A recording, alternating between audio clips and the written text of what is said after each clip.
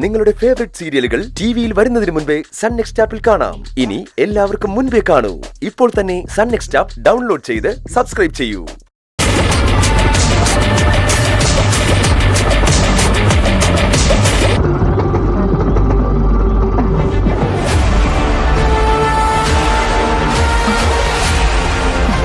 എത്രയായി?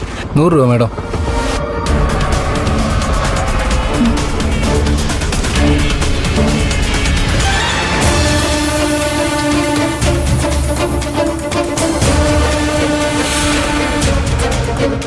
മാഡം ഈ സമയത്ത് ഇവിടെ നിൽക്കുന്ന നല്ല തണുപ്പുണ്ട്.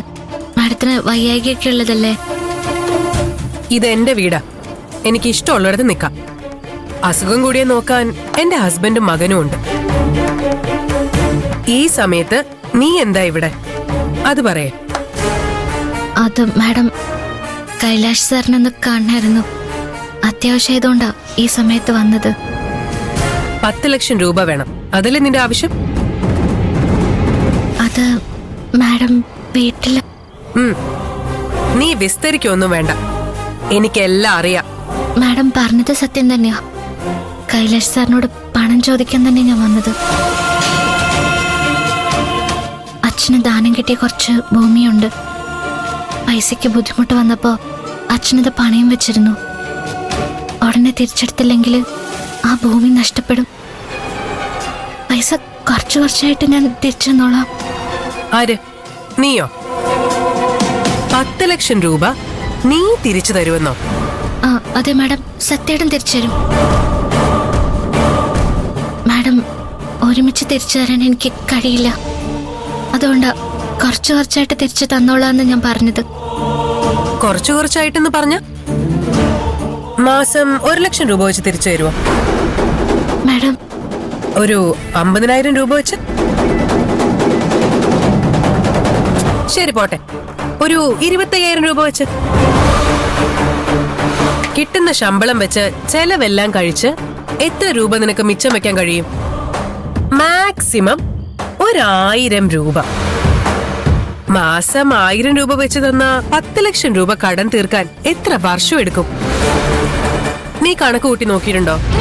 മാഡം, ആയുഷ്കാലം മുഴുവൻ ജോലി ചെയ്താലും അതിന്റെ 1/3 പോലും തിരിച്ചടയ്ക്കാൻ നിന്നെ കൊണ്ട് പറ്റില്ല. കടം വാങ്ങാം, അതിൽ തെറ്റൊന്നുമില്ല. പക്ഷേ 10,000 രൂപ കടം ചോദിക്കുന്ന ലാഘവത്തിലല്ല 10 ലക്ഷം രൂപ ചോദിക്കേണ്ടത്. പൈസയ്ക്ക് അത്യാവശ്യം വരുമ്പോ ഓടി വരാൻ ഇതെന്താ ബാങ്കാണെന്നാണോ നീ കരുതിയിരിക്കുന്നത്? പൈസയ്ക്ക് അത്യാവശ്യം വന്നാ കമ്പനിയിൽ നിന്ന് ലോൺ കിട്ടും. കുറച്ചായിട്ട് തിരിച്ചടച്ചാ മതിയെന്ന് സിൽവർ ജൂബിലിയുടെ എന്ന് പ്രസംഗിച്ചപ്പോ PKR സാർ പറഞ്ഞത്. അതുകൊണ്ടാ ഞാൻ. നിനക്ക് 10 ലക്ഷം രൂപ തന്ന അതുമായി നീ മുങ്ങിയാലോ? ഞങ്ങൾക്ക് എന്ത് ചെയ്യാൻ പറ്റും?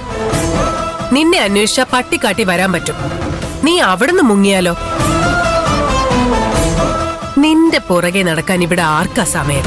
മാഡം എന്താ ഇങ്ങനെയൊക്കെ സംസാരിക്കുന്നത്? എന്നെ കുറിച്ച് മാഡം അങ്ങനെയാണോ കരുതിയിരിക്കുന്നത്? മാഡത്തിന് എന്നെ വിശ്വാസമില്ലേ? അടുത്ത കാലത്തായി ഈ കുടുംബത്തിൽ ഒരുപാട് പ്രശ്നങ്ങളുണ്ട്. എല്ലാം നീ കാരണം. അറിയൂ നിനക്ക്?